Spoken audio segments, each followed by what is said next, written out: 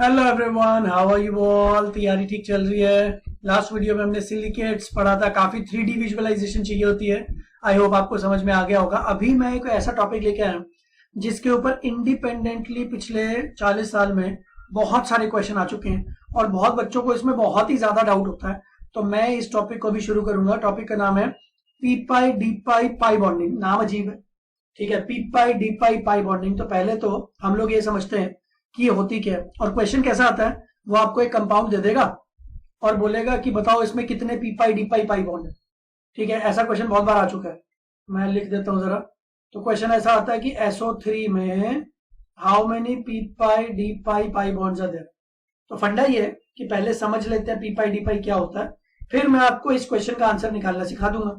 मैं आपको SO3 के लिए सिखाऊंगा, फिर आप दुनिया के किसी भी कंपाउंड के लिए खुद ही कर सकते हो।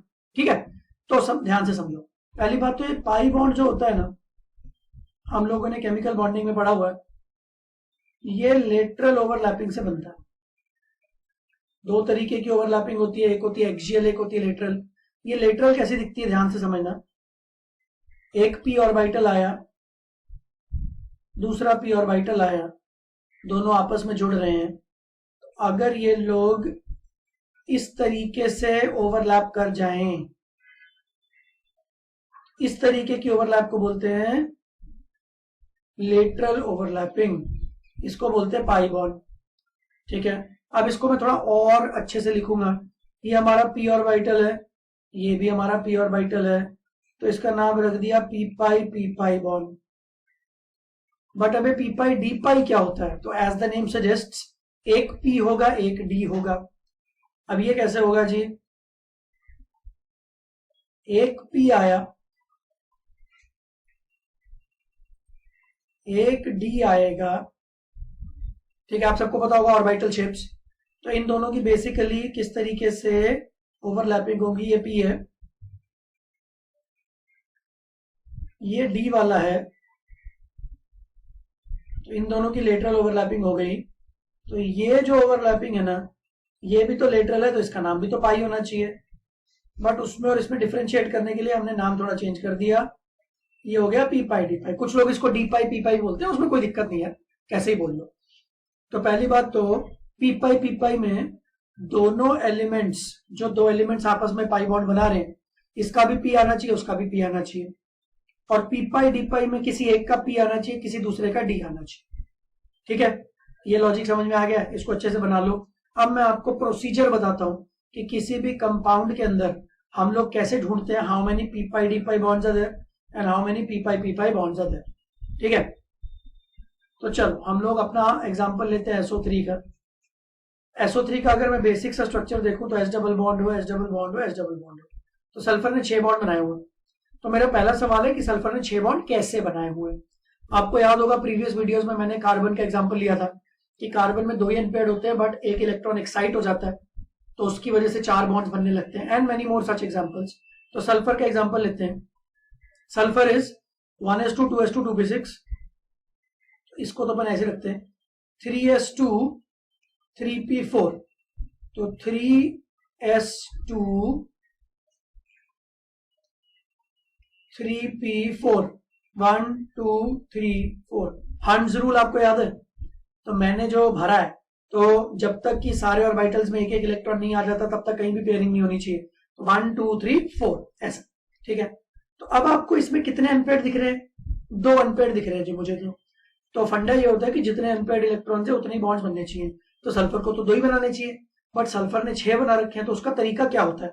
How does sulphur make 6 bonds is, यहाँ पे ये जगह थोड़ी कम है इसलिए मैं थोड़ा छोटा बना रहा हूं, नहीं तो दिस इज 3D, जो 3p से ज्यादा ही होता है।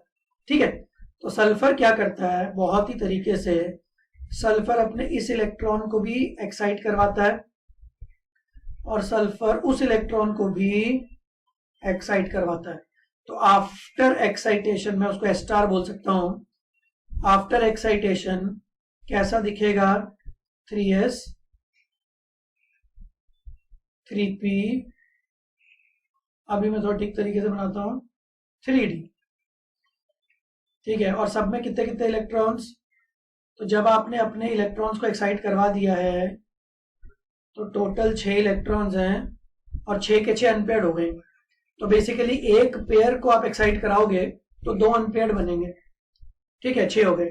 अब ये जो 6 अनपेयर्ड इलेक्ट्रॉन्स हैं ये लोग अपने 6 बॉन्ड बना सकते हैं, ठीक है, इसमें कोई दिक्कत नहीं।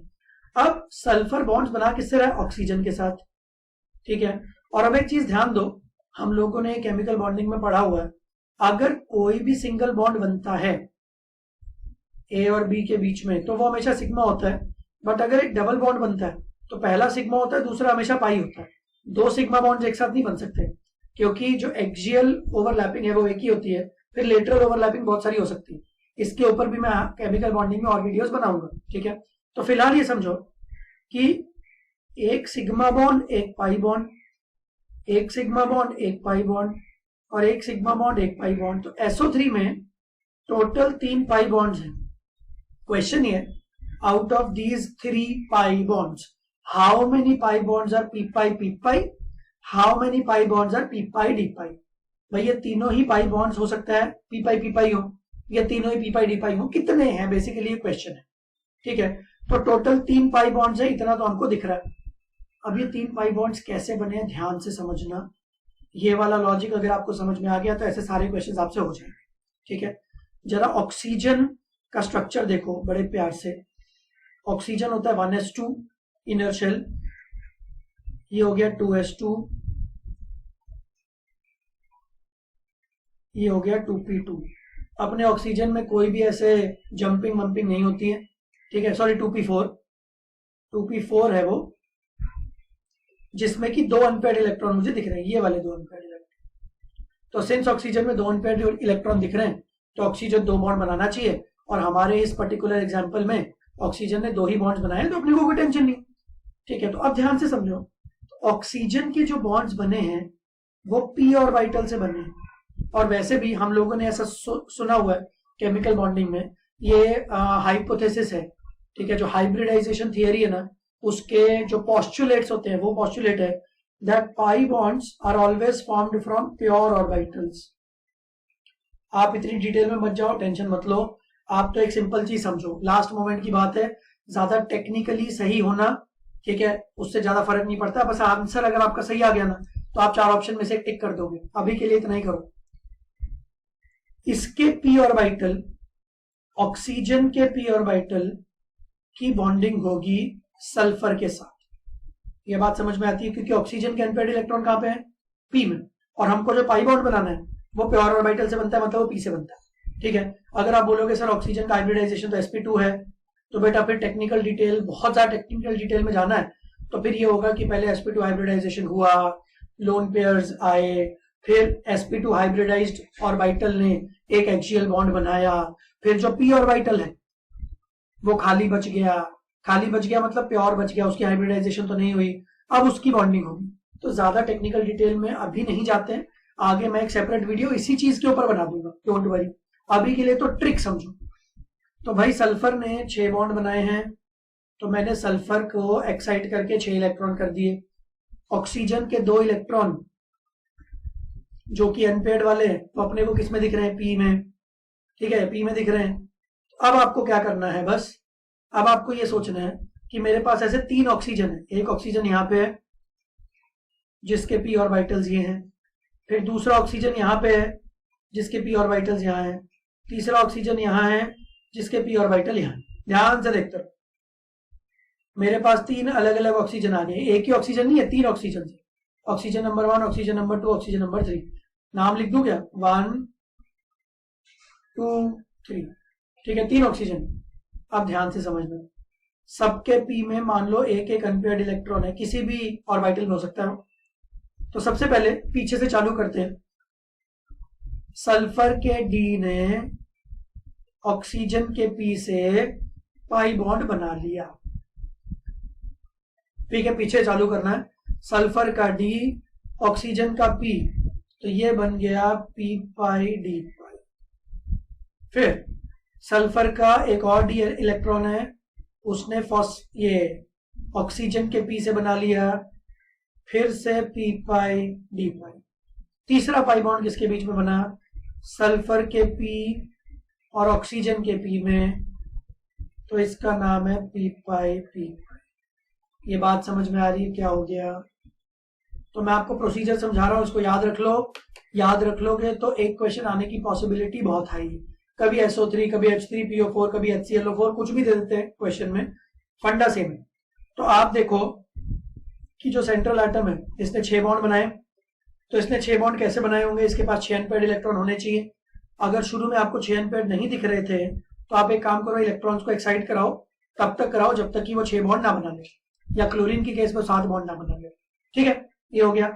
फिर आप ऑक्सीजन को ले आओ, ऑक्सीजन के जो P इलेक्ट्रॉन्स हैं वो बॉन्ड बना रहे हैं, तो ऑक्सीजन का P और सल्फर का P, ऑक्सीजन का P, सल्फर का D, ऑक्सीजन का P, सल्फर का D। तो जिसका जो भी ऑर्बिटल यूज हो रहा है अकॉर्डिंगली पाई बॉन्ड बन जाएगा। और एक चीज याद रखो, बस पाई बॉन्ड हमेशा पीछे से स्टार्ट होता है। ठीक है, ये वाली चीज के भी लॉजिक्स है। अगेन हाइब्रिडाइजेशन एक ऐसी थियरी है जो हम लोग क्लास में कम से कम 2-2, 3-3 घंटे पहले पोस्टुलेट्स पढ़ते हैं, फिर उसकी प्रैक्टिस करते हैं। बट उतना टाइम अभी नहीं है। अभी के लिए बहुत सिंपल है कि आप क्वेश्चंस को सॉल्व करना सीखो क्विकली, ताकि आंसर मैच हो जाए। ठीक है, तो आई होप आपको SO3 में कितने p pi d pi bonds समझ में आ गया होगा। So out of 3 p pi bonds there are 2 p pi d pi and 1 is p pi p pi bond। ठीक है, चलो, तो आई होप आपको समझ में आया होगा। इसको अच्छे से 2-3 बार रिवाइज कर लेना, ये क्वेश्चन थोड़ा सा ट्रिकी है, तो इसके फॉर्मेट को समझ लेना, इसके ऊपर बहुत सारे क्वेश्चंस आते हैं। ठीक है, चलो नेक्स्ट वीडियो कोई लेके आता हूं मैं बहुत बढ़िया कॉन्सेप्ट के साथ। अभी के लिए बाय बाय।